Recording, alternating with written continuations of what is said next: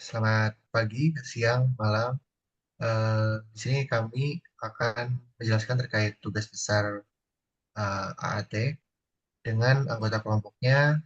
Saya Taski Nizami, NIM 13522 lalu ada Didit Abdi Aziz 1352240, dan ada Bagas Sambega Rusyada 135227071. Nah, di sini kita akan mulai dari eh, penjelasan terkait rancangan yang kami implementasikan. Itu bisa dilihat dari diagram ini. Mungkin bisa dijelaskan oleh Bagas. Oke, sebentar di sini masih loading. Mungkin bisa di zoom lagi. Ini agak buram. Oke, jadi yang kami implementasikan itu ada beberapa service utama. Jadi yang pertama itu untuk dari segi klien itu kita mengimplementasikan front end memakai Next.js, React, Tailwind. Lalu setelahnya untuk berkomunikasi dengan server itu nanti klien akan berkomunikasi via Nginx API Gateway. Nah, nanti Nginx API Gateway ini bakal mecah-mecah API atau fungsionalitas yang dipanggilnya. Nanti si Nginx juga yang bakal ngurus. Kalau misalkan kita untuk authorization authentication, itu bakal manggil ke service yang authorization. Kalau misalkan untuk report, itu kita bakal manggil report service. Nah, sementara itu, untuk nge-handle report service-nya itu, kita juga menggunakan RabbitMQ sebagai message queuing, supaya kalau misalkan request-nya itu overload, dan server itu belum sempat melakukan processing terhadap request tersebut, server masih bisa mengambil datanya dari RabbitMQ. Jadi si request itu tidak akan hilang atau di drop. Nah, ini adalah arsitektur dari RabbitMQ itu sendiri. Lalu next ke yang tadi auth service. Nah, ini juga kita mengimplementasikan database untuk menyimpan data report, data vote, dan juga data user yang akan dipanggil oleh service authorization, notification, dan juga report. Itu tadi adalah penjelasan dari arsitektur diagram sistem kami. Oke, selanjutnya kami akan mendemonstrasikan fungsionalitas yang telah diimplementasikan. Dimulai dari fitur login. Jadi pertama user bisa login, misalnya di sini sebagai warga.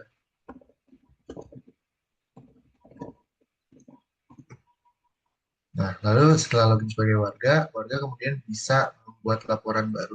Misalnya di sini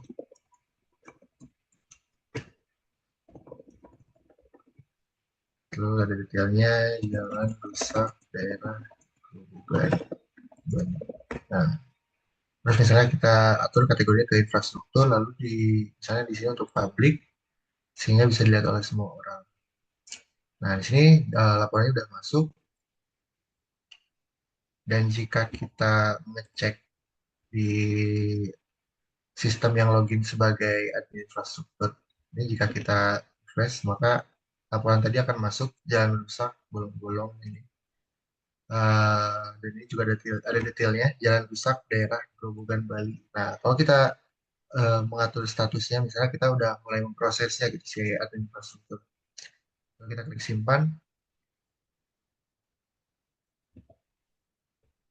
Nah, waduh, tadi agak ini terpotong, tapi seharusnya di sini tuh muncul notifikasi langsung bahwa laporan yang jalan rusak tadi sudah langsung dipindah statusnya menjadi in progress.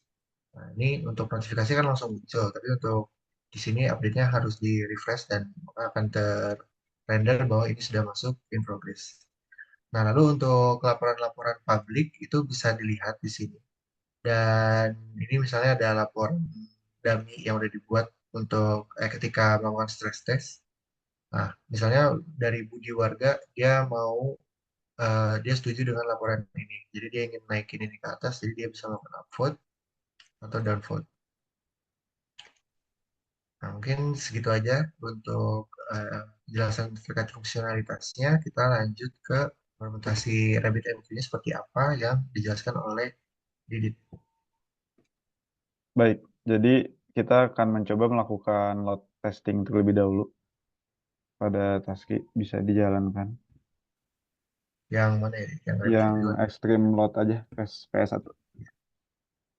Test strip extreme load, betul. Baik, jadi di sini akan dicoba dijalankan status report, dibuat secara secepat mungkin, dan di sini terlihat bahwa memang akan ada lonjakan message. Yang mana di sini bisa juga dilihat angkanya pun di matriks-matriks sebelahnya itu juga naik turun. Kalau kita lihat langsung di tab Queue and Streams di bagian atas, bisa beralih ke tab itu ke atas. Oke. Jadi di sini bisa dilihat memang terkait yang sedang dijalankan itu, misalnya sekarang sedang melakukan status update. Maka di sini bisa dilihat matriksnya sedang berjalan, dan ketika memang sangat penuh dan tidak bisa langsung diproses, maka nanti akan terlihat tabelnya tadi yang unact-nya itu masih 2. Sedangkan ketika sudah selesai semua, maka di sini 0. Dan bisa dilihat bahwa jarang sekali tabelnya itu terlihat punya angka karena hampir semuanya berhasil dijalankan secara cepat.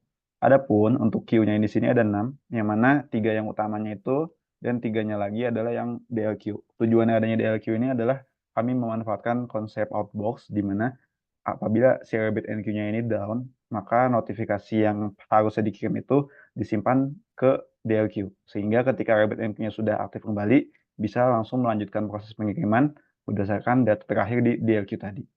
Demikian dari kami. Terima kasih atas perhatiannya. Mohon maaf atas kurang lebihnya. Assalamualaikum warahmatullahi wabarakatuh.